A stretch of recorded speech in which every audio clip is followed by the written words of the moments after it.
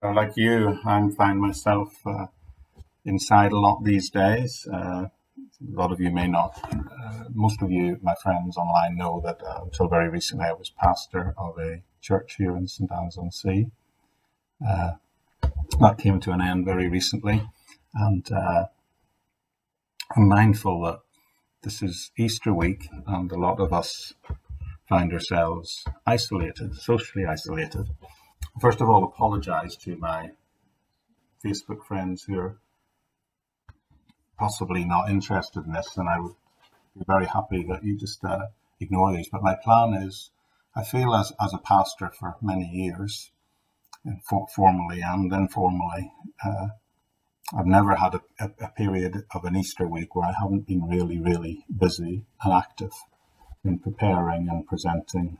To make myself a bit more acceptable, preparing and just sharing some of the Easter story in the up to Easter. So what I'd like to do for the next 7 days is take about 10 to 15 minutes, and I want to just share with you some thoughts on Holy Week.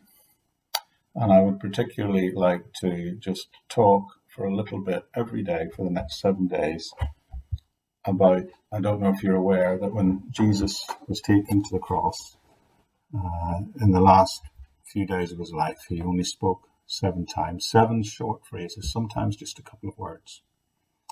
And there's profound meaning in those words. And I'd like over the next 7 days leading up to the climax of Easter to take a short time and post a video just unpacking what I believe those words mean and what they might mean to us. It's a way of saying farewell to the congregation that I've been part of, in role as pastor, obviously still around and still very much connected with friends and relationships, but also within the wider Christian community. You find this helpful, please share it with your friends, believers or not. I just believe that, there's these some profound truths in these stories.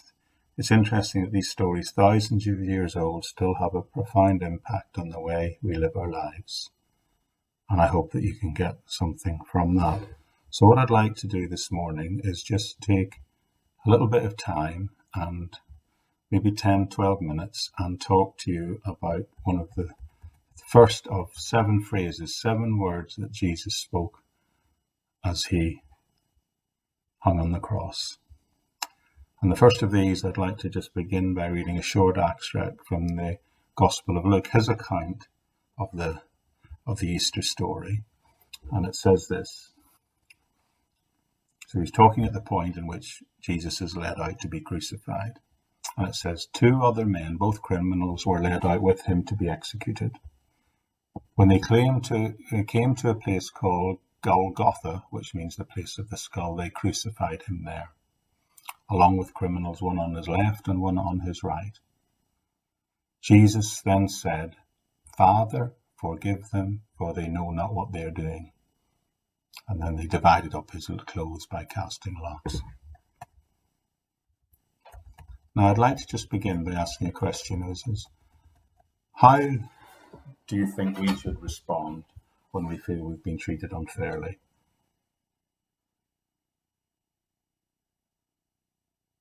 What about when injustice or persecution happens to us? It happens to just about everybody at some point in their life. But when that happens, what should we do? How should we handle it? Well, I believe the most painful and most tragic, most profound example of betrayal and injustice beyond anything we can imagine occurred here in the life of Christ. For 3 years, Jesus lived with his closest friends. He'd taken them with him wherever he went. He taught them and he loved them, and he showed them how to live a life pleasing to God. For 3 years, he traveled around, and he also spoke to ordinary people. He taught them, he loved them, and he healed them. And the result of which is here we see him being nailed to a cross, with nails through his hands and his feet. So they crucify him. And what does he do? How does he respond? Well, it's interesting. He responds by praying to his Father God and asking for their forgiveness. Now, he could have been bitter, he could have been angry, But he didn't speak out against those who were treating him so badly. In the middle of his suffering, in the middle of his betrayal, he didn't even call out for justice, which he could have done. He just prayed for them, and he prayed, "Father, forgive them, for they know not what they do." Now, we all know Christians like to go and have times of prayer. And Christians often, when they pray, they seek out places of peace and tranquility. We go and find places where we can have quiet thoughts and pray to our Father God. We don't have to pray often in this day and age out in the agony of being nailed to a cross. But that's the place where Jesus is praying from. Imagine going through this kind of physical suffering and in the middle of it praying for those who are inflicting it upon you, and praying and asking God to sincerely forgive them. The question that must be asked in all of our hearts is, why did he do that? How did he do that? Well, perhaps he prayed knowing, in the full knowledge, knowing that in order for forgiveness, for someone to receive forgiveness, they have to be in a position to receive it. What I mean by that is, in order to truly receive forgiveness, we all need to reach a point where we acknowledge our need of forgiveness. So the prayer that day that Jesus made from the cross was not that God should ignore their sin. Jesus asked God to forgive their sin. Now, this word translated forgive means to dispatch or to send away. So Jesus is saying that their sins should be forgiven, but that means that the sin obligation should be met elsewhere.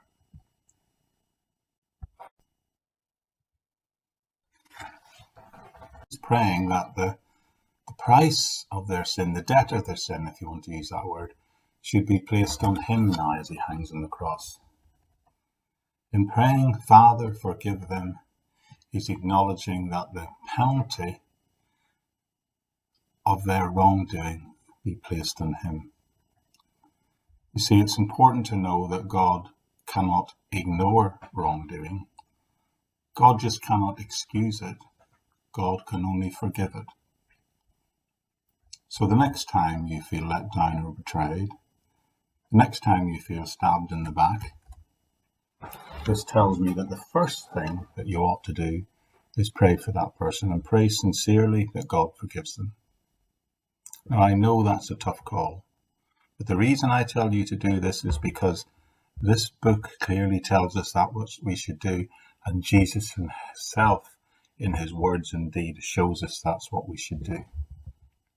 There is a profound and powerful truth unleashed here when we apply the principle of forgiving others in our lives. One other point. Sometimes people can do wrong to us and not even be aware of the fact that they've done wrong. Maybe that's been your experience. Maybe someone has profoundly injured you and you're blissfully unaware of the hurt and damage they're blissfully unaware of the hurt and damage that they've done. But the forgiveness that is spoken of here in this passage even deals with that level of wrong-mindedness. A God who is really God cannot lower his standard of righteousness by not dealing with the things in our lives just because we're not aware of them. See, the ignorance of our wrongdoing does not give anyone an automatic claim on God's forgiveness, but it does bring everyone within the range of his mercy. So the next time you feel persecuted or ill-treated, try, my friends, and follow the example of Jesus on the cross and pray for that person's forgiveness. And do it even if they don't understand or accept they've done anything wrong. Let me finish by telling you why I believe this is important. Because someone else somewhere is hopefully praying the same prayer for you. Somewhere else, in some other arena of your life, out of your ignorance, you may have profoundly hurt someone. And that person too might just be making the same type of appeal on your behalf. And thanks be to God for that. And that's really important. It's really important because that thing they're going to be praying about, we're not going to be praying about that thing for ourselves because we're probably not even aware of it. This idea of forgiveness, I believe, is one of the most profound and practical truths found in the Christian faith. Isn't it appropriate that Jesus should try and express the width and depth of God's forgiveness in what was almost his very last dying breath? We rarely recognize the magnitude of our actions and our mistakes. And when we do, sometimes it takes us years and years to work these things through. Hear me and hear me well, beloved. Everybody knows that, most people know that Christians come to talk about the cross at Easter as a place they go to be forgiven, but also it is the place where we can go and learn how to forgive others. We all need to learn to forgive those who have wronged us, even when those very people don't acknowledge or recognize that they've done anything wrong. You know, psychologists would tell us in that type of situation, it never helps to harbor anger or unforgiveness because it doesn't affect the other person because they're not even aware of it. It just damages you and it hurts your relationship with other people. And I would suggest it hurts your relationship with God also. So come to the cross this Easter time to be forgiven, but also come to the cross to learn how to forgive. Now, you might be able to say, I'm able to forgive other people. Perhaps when you dig deep and look into your own heart, you recognize that there might be just that one person that you cannot forgive, that one person who injured you so deeply. Well, here's where it gets tough. This passage tells me you must forgive everyone. I'm sorry to make it so tough for you this morning, but that is the one person God is asking you to forgive today and every day. The words of Jesus as he hung on the cross saying, Father, forgive them, for they know not what they do, tells me that Jesus made no exceptions. He forgave everyone. We too must make no exceptions. We must forgive everyone. You must forgive everyone who has let you down. That is the single hardest practical truth of the Christian faith. I know that, but it's probably the single most practically profound truth of the Christian faith. There's nothing like this in any other philosophy. There's nothing even close to it in any other teachings or worldview. No matter what any person might have done to you, this tells me the best thing for them and the best thing for you is that you should forgive them. If ever you feel treated unjustly, if ever you feel persecuted, if ever you've been betrayed, then Jesus tells us we should pray that those who do those things are forgiven. And we should do it even if they don't know or care about what they've done. One final thought. Maybe you can recognize that as a good thing, as a good way to live your life, but you say, you know what? When I consider that one person or those people, you say, I can't do that. I can't do that in my own strength. I can't find that place of peace to do that. Well, I would say to you, that's okay. Because neither can I. And that's okay because you don't have to do it in your own strength. Because I believe that if you sincerely ask God to help you do that, then he will help you find that place of peace that allows you to forgive others and to know the breadth and width of the forgiveness of God himself. So that's the first of our 7 little vignettes looking at the final words that Jesus spoke as he hung on the cross. So Lord willing, I'll come back tomorrow and share another with you.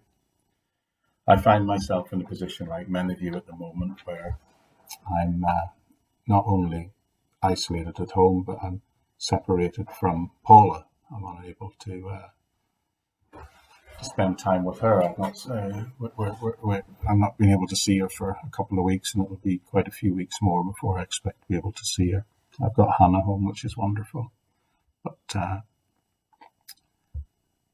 so pray, if you're that way inclined, pray for me, pray for Paula, pray for Hannah.